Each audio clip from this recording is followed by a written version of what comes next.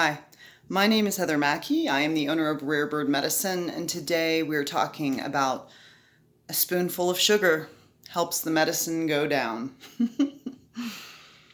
I have a tendency to, over time, draw bear medicine men to me, and I'm working with one now in the realm of breath, which an eagle medicine man had illuminated for me would be happening. He said it in a simple sentence, but as many shamans do, they can say a word or a sentence, and over time it will unfold into a paragraph or a chapter or an entire story for you. And so the shaman I apprenticed with, who holds eagle medicine, said, Heather, as you continue on the medicine person shamanic path, there will be many people that you will just simply get them to start working with their breath. Most two-leggeds are not breathing. We see this message not only in the I can't breathe masks, speaking to the suffocation of oppression, but in the fires and the lack of clarity in the air where people are having difficulty breathing. We certainly thank the rain spirits and the rain molecules that are formed in the atoms that are unified with my atoms over here that now come together and rain down in that area and quell the fires. And I continue to welcome the wind spirits here in New Mexico and draw them away from that area. The thing about medicine is that this bear medicine man had pointed out to me recently, highlighted to me, that those that walk the shamanic medicine person path, what they do is they learn to get comfortable dancing with the shadow. They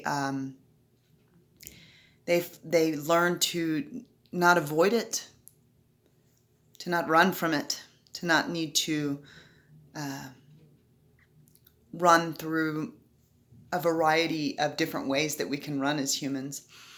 But they willingly face the medicine of recognizing that fear is false evidence appearing real. And they do that by facing it,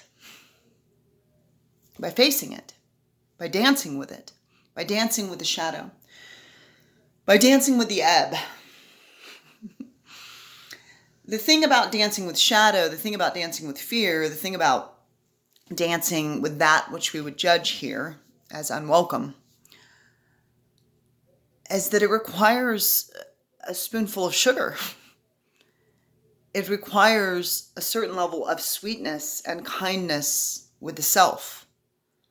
Because when you truly start to look at the shadow, you'll realize all the ego projection you've done to say, not my shadow, their shadow. I didn't do that, they did that. You'll find that your entire life you've only been talking about yourself. I mean, what we have here is atoms, mostly emptiness, bouncing around in an empty field. So same. The very little that matters, the very little that matters in all that emptiness is still just one thing bouncing around in an empty field. And the eyes will tell you something different. Research stereoscopes or stereoscopic vision if you want to see if you want to see more clearly how our eyes don't actually tell us the full story. So it's good to dig behind the eyes. It's good to dig into the third eye and ask, what is this? What is that? What was that over there that I was looking at? And we will find that many times in this realm, what we're doing is looking at false evidence appearing real. I mean, is it real if it's made of emptiness? How threatening is emptiness? You're made of it and surrounded by it. And I don't, as somebody who has danced with fear for many lifetimes, much like many of you, I gotta say that I've always said, like, even if there is a devil, I don't give it much attention. I don't give it the magnitude of my consciousness. I turn my full attention to spirit. I spend all of my consciousness thinking of spirit to the rain spirits. May rain come down. Thank you. You, not I. So there's a quality in my own evolution that's caused me to recognize, in different medicines I've taken and medicine people that have come into my life, that have caused me to look at how, as a teacher of neutrality, I love neutrality, the middle path, some call it. It's not neutral to just be like, love and light, love and light, love and light, love and light. When actually, factually, you're scared. So the way that we take the medicine of allowing ourselves to feel the fear, to feel the grief and the pain and the anger and the sadness, and fundamentally on a core, if we really dig down in there, the need to forgive the self.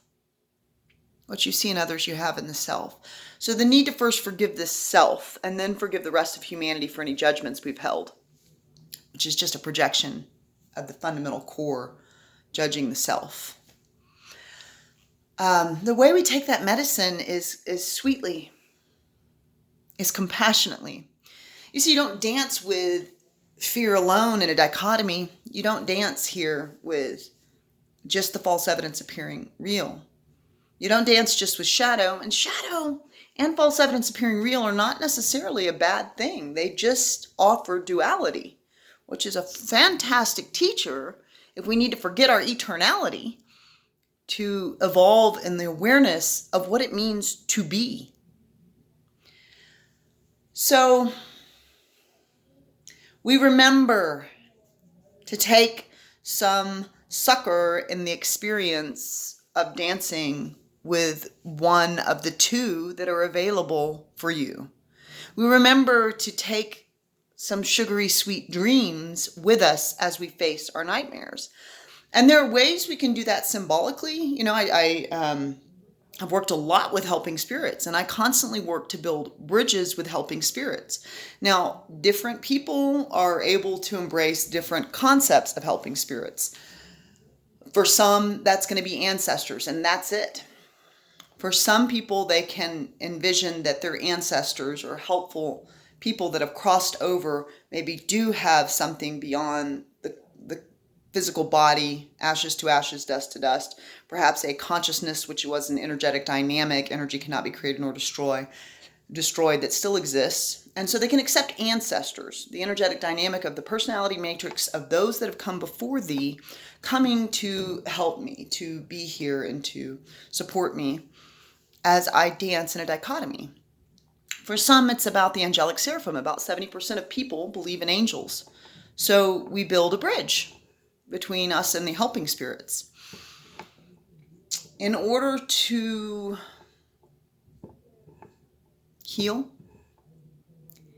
in order to drink the antidote to the poison, if you will, in order to even find it, the medicine that we need, we can't flee from it. So we get honest with the self and say, am I doing any fleeing? Am I doing any avoiding? Am I distracting my consciousness and my attention in a wide variety of ways so that I don't be with me and the karmic cycle and the understandings that I came to glean from all of this? And to any degree that we're doing that, we just gently, sweetly, with a spoonful of sugar, allow ourselves to calmly and kindly turn our attention to any shadows within or without and cast light upon them, that they no longer hold sway. The avoidance and running from a fear is what keeps it chasing after you. So are you afraid of not being prosperous, not having enough baubles? Are you afraid of not having a home or a family or a mate? Are you afraid of being ill, or do you feel ill now? And are you afraid that you don't have the capacity to heal yourself? There are so many iterations of false evidence appearing real in this realm. And so we can allow ourselves to go, hey, these are my fears. Let me list them out. I'm afraid I'm going to die, or I'm afraid of public speaking, or I'm afraid I might succeed, or I'm afraid of being as big as I feel on the inside, on the outside. What if my light is too bright and it startles others?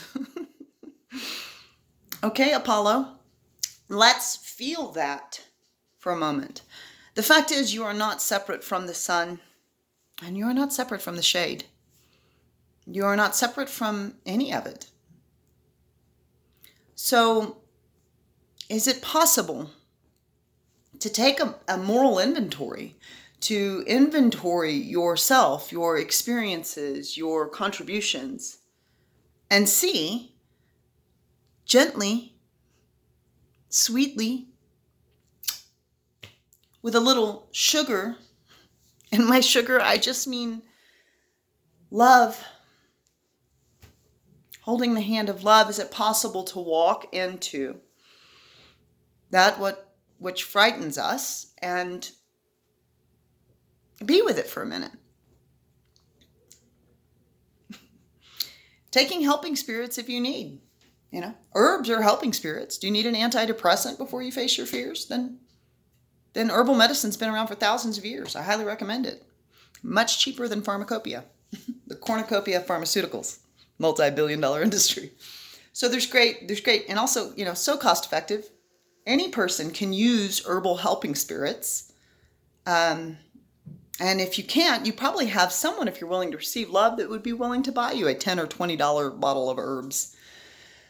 And then maybe that's your fear, is that you've developed no relationship and you have no real friendships. And so then we start where the work is, and that's with the self. It's not with anyone else.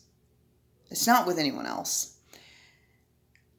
What the ego denies, it will project. So we can spend an entire lifetime judging, attacking, projecting, assessing, correcting what others need to do. And the stark fact of reality is you do not know another entity's journey, and it's kind of none of your business.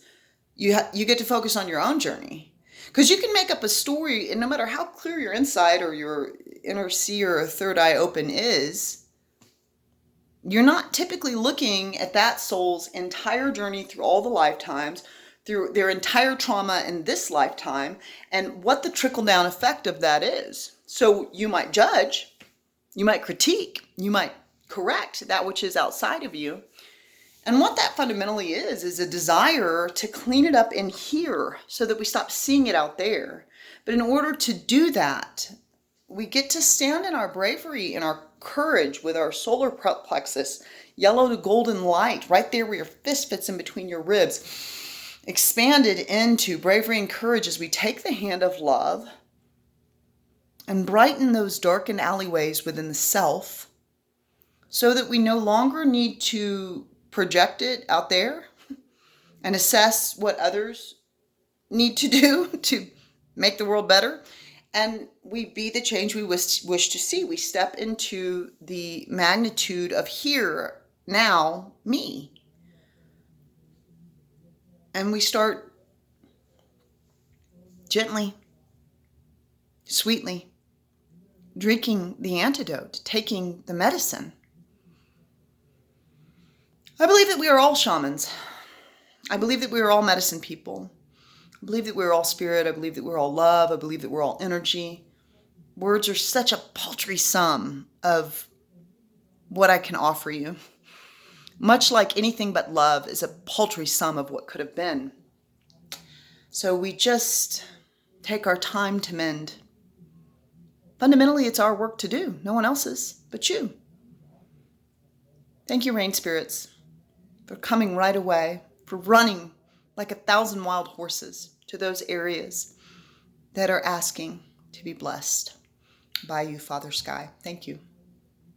And to the self, thank you for gently, sweetly, and safely facing that which one would avoid like a spoonful of sugar. Blessed be.